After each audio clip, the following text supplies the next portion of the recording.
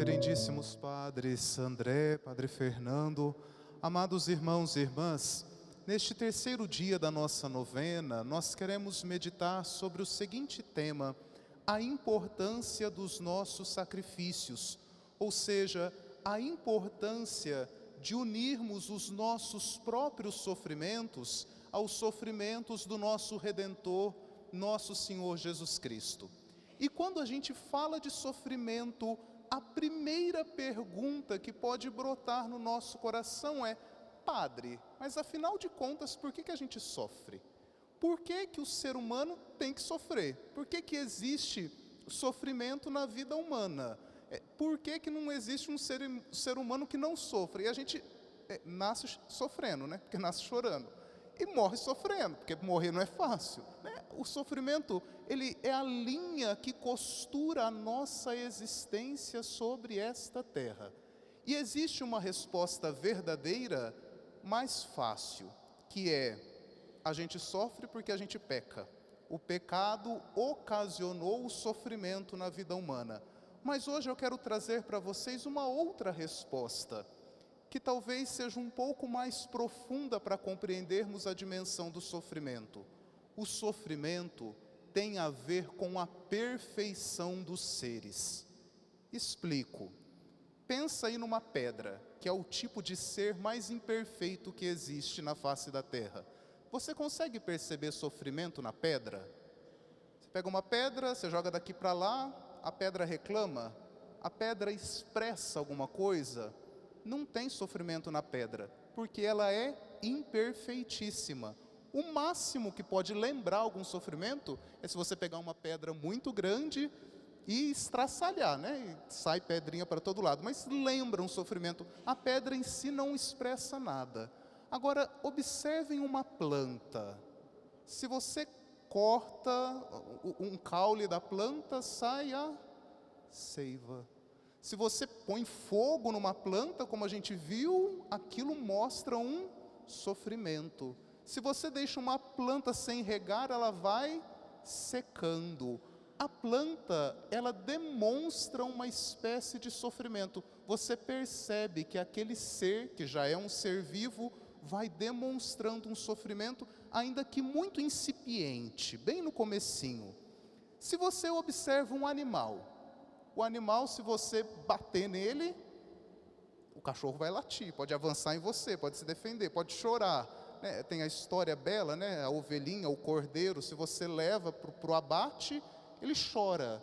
O animal então expressa de maneira ainda mais perfeita do que a planta o sofrimento. Agora, quando a gente chega no ser mais perfeito desta terra, que é o ser humano, o sofrimento se torna ainda mais evidente. Porque, diferente do animal, diferente da planta, nós temos consciência de que estamos sofrendo. A nossa diferença é que a gente sabe. E quando a gente sabe que sofre, a gente sofre de verdade. Porque o animal sofre, mas não tem consciência que está sofrendo. A planta sofre, mas não tem consciência de que está sofrendo. Nós, seres humanos, temos consciência. Por isso, sofrer na vida humana está ligado à perfeição de quem a gente é. Nós sofremos porque somos seres perfeitos, seres que possuem consciência. Mas o que acontece espiritualmente com o nosso sofrimento? É que nós não podemos sofrer à toa. Nós não podemos desperdiçar os nossos sofrimentos, mas nós devemos vivê-los como nosso Senhor Jesus Cristo viveu. Porque para o céu, todo mundo quer ir. Todo mundo quer ir. Se a gente mandar levantar a mão, todo mundo levanta. Mas percorrer a estrada que conduz para o céu, poucos querem percorrer. Não tem como nós chegarmos onde Jesus está, se não percorrermos nesta terra a mesma estrada que Ele percorreu, que foi o caminho da cruz. Não tem como nós reinarmos gloriosamente com Cristo no céu, se nesta terra nós também não formos sirineus, que ajudam nosso Senhor a carregar a cruz. Isso significa o dogma do corpo místico de Cristo.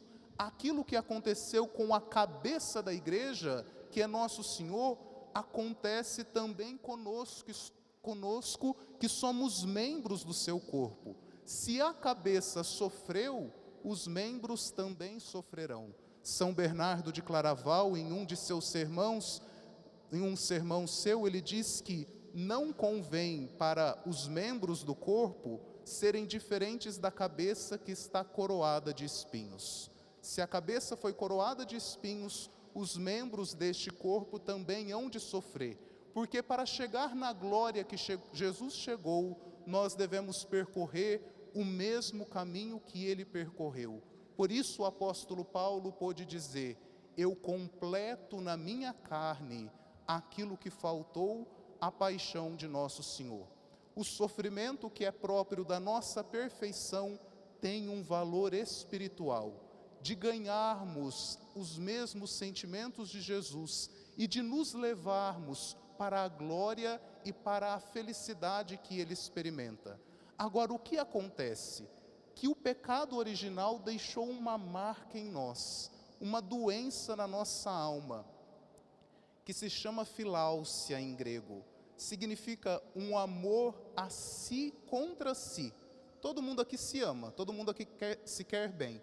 Mas às vezes a gente se ama tanto que a gente se mata, que a gente se destrói. Explico isso também. Sabe quando você está doente, ou você está com uma doença séria, que vai precisar fazer uma cirurgia, e você já conheceu alguma pessoa que não quer?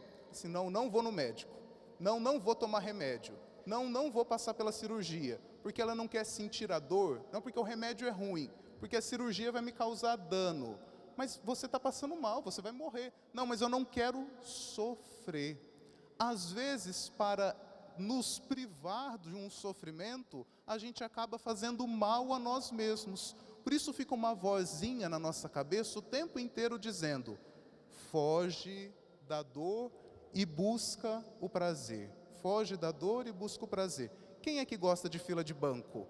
Ninguém, né? Ninguém gosta de ir no banco, né? Às vezes a fila está longa, né? Mas num calor desse, quando a gente entra no banco e o ar-condicionado está ligado, pode até demorar um pouquinho mais na fila que a gente fica. Sabe, fugir da dor e buscar o prazer. Existe essa lei dentro de nós que é originada do pecado. E esta lei que vem do pecado, que move as nossas ações, pode nos privar de experimentar a graça de Deus. Elizabeth da Trindade nos dizia que se nós soubéssemos o valor do sofrimento, nós procuraríamos ele para experimentá-lo. Porque os sofrimentos desta terra se convertem em alegria e felicidade na glória do céu. Por isso, irmão e irmã, não percamos uma ocasião de sofrer, mas de sofrer com dignidade.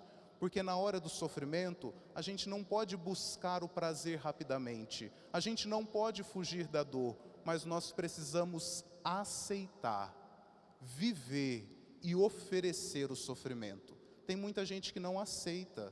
Às vezes a gente está sofrendo e a gente não aceita que a gente está sofrendo. Sabe quando você cola assim o teu sorriso, para todo mundo ver que você está sorrindo, mas você não está bem? É às vezes você mesmo que não está aceitando a sua dor. É preciso aceitar. É preciso viver o sofrimento. Tem gente que entra numa negação, né? Olha, está tudo ruim, está vivendo um problema sério. Não, está tudo bem. A pessoa fica afirmando para ela mesma, está tudo bem. Sabe essas técnicas de autoajuda? Não ajuda ninguém. Ficar afirmando para você mesmo que está tudo bem não vai solucionar as coisas. A gente precisa ter coragem de viver o sofrimento, mas principalmente de oferecê-lo. Porque o nosso sofrimento nas mãos de Deus, ele ganha graças sobrenaturais. Ele transforma realidades, tanto da nossa vida, quanto da vida do nosso próximo. E há 4 tipos de sofrimento que podem perpassar pela nossa vida. Primeiro é o sofrimento físico, né?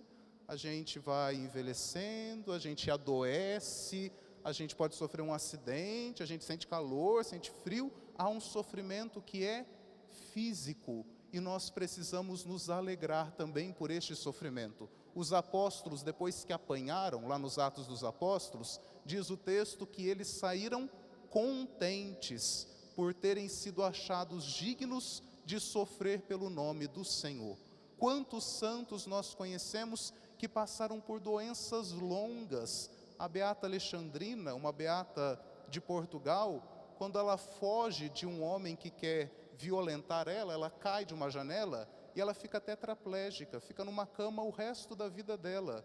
Mas ela tem uma experiência profunda com o Nosso Senhor, tanto que ela só se alimentava de Eucaristia.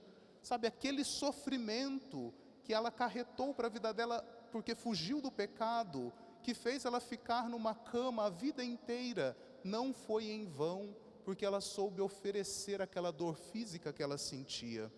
Um segundo tipo de sofrimento que nós podemos viver são os nossos sofrimentos psicológicos. Sabe quando a gente sente no coração mágoa, carência, abandono, ressentimento, falta de perdão, isso nos faz sofrer. E os santos também nos ensinam a passar por este tipo de sofrimento. Santa Gertrudes foi deixada pelos pais com 5 anos de idade na porta de um convento. Quando ela cresceu, no momento que ela estava de oração, ela pergunta isso para Jesus: Senhor, por que meus pais me abandonaram? Por que eles não quiseram cuidar de mim? Está vendo o sofrimento psicológico, o abandono, a carência? E Jesus responde para ela: porque eu quis que o seu coração fosse moldado unicamente pelo meu amor. Deus dá sentido a todos os nossos sofrimentos, aos abandonos, às carências, aos próprios ressentimentos. Santa Baquita, que viveu a vida por muito tempo como escrava, ela diz no final da vida dela que se ela pudesse encontrar aqueles homens que chicoteavam ela beijaria as mãos deles e os agradeceria. Sabe isso por quê? Porque ela superou a mágoa, porque ela superou a falta de perdão, porque no coração dela transbordava misericórdia. Um terceiro tipo de sofrimento é o sofrimento moral. O sofrimento moral é quando as pessoas começam a falar mal de nós. Isso faz a gente sofrer. Às vezes não é verdade o que as pessoas estão falando. Às vezes é verdade, mas não é da conta de ninguém. Ninguém podia estar falando. Sabe? E aquilo causa sofrimento no nosso coração. E os santos também nos ensinam a viver isso. Santa Teresa d'Ávila, certo dia, saiu um boato na cidade de que ela estava escondendo uma filha dela, filha por ela gerada, dentro do convento. E as irmãs desesperadas foram contar para ela: Madre, estão falando que a senhora tem uma filha escondida aqui no convento. E Santa Teresa responde: deixa eles falarem isso, deixa eles acreditarem que eu tenho esse pecado. É melhor que eles saibam desse do que dos outros que eles nem imaginam que eu cometi. A sabedoria dos santos, não se deixam abalar quando passam pelo sofrimento moral, pela calúnia, pela difamação, permanecem com o coração em paz. Os sofrimentos físicos, os sofrimentos psicológicos, os sofrimentos morais, e existe um quarto grau de sofrimento, que é o sofrimento espiritual. Aquele que nós passamos nas tentações, aquele que nós passamos nas noites escuras da alma, quando a gente reza e parece que Deus não nos responde. Quando a gente tenta encontrar sentido e parece que o sentido não existe. Santa Teresinha, no final de sua vida, era atormentada por tentações contra a fé e mesmo assim continuou confiando na bondade de Deus. Madre Teresa de Calcutá, por longos anos, viveu uma sequidão na alma, rezava e não sentia nada, e mesmo assim perseverou na sua fé. O segredo dos santos, irmãos e irmãs, foi não desperdiçar o sofrimento. E o nosso erro na vida é desperdiçarmos os nossos sofrimentos. Porque a gente começa a sofrer, começa a murmurar. Começa a sofrer, começa a espalhar para todo mundo, né? A gente entra num papel de vítima. Começa a sofrer, começa a querer procurar um prazer para fugir daquela dor a qualquer custo. E os santos nos ensinam que o caminho da perfeição, que o caminho para a glória do céu é aceitarmos, vivermos e oferecermos os nossos sofrimentos. Porque os sofrimentos da vida presente não têm comparação com a glória que há de ser revelada em nós na eternidade. E cada lágrima que nós derramamos nesta terra será convertida por Deus em uma joia preciosa para nos adornar no banquete das núpcias eternas. Não percamos as nossas lágrimas, não percamos os nossos sofrimentos, mas os ofereçamos ao Senhor para nos prepararmos para a grande alegria que Ele promete para nós no céu. E eu encerro esta nossa reflexão com um pensamento de Santo Agostinho que dizia: os maus, quando sofrem, são igual um lodo. Quando a gente pisa no lodo, sobe um cheiro ruim, um mau odor. Os justos, quando sofrem, são como uma erva fina, que a gente amassa e sai um perfume precioso. Como eu tenho sofrido, como eu vivo os sofrimentos na minha vida. Quando eu passo pelo sofrimento, sai um mau cheiro da murmuração, da reclamação, da tristeza, ou quando eu passo pelo sofrimento, sai o perfume suave de Cristo, porque eu estou me assemelhando a Ele. Num instante de silêncio, peçamos esta graça a Deus nesta celebração e ao longo desta novena, de unirmos as nossas dores e os nossos sofrimentos aos de Nosso Senhor e aos de Sua cruz, para podermos gozar da graça, da glória e da felicidade que Ele preparou para nós no céu.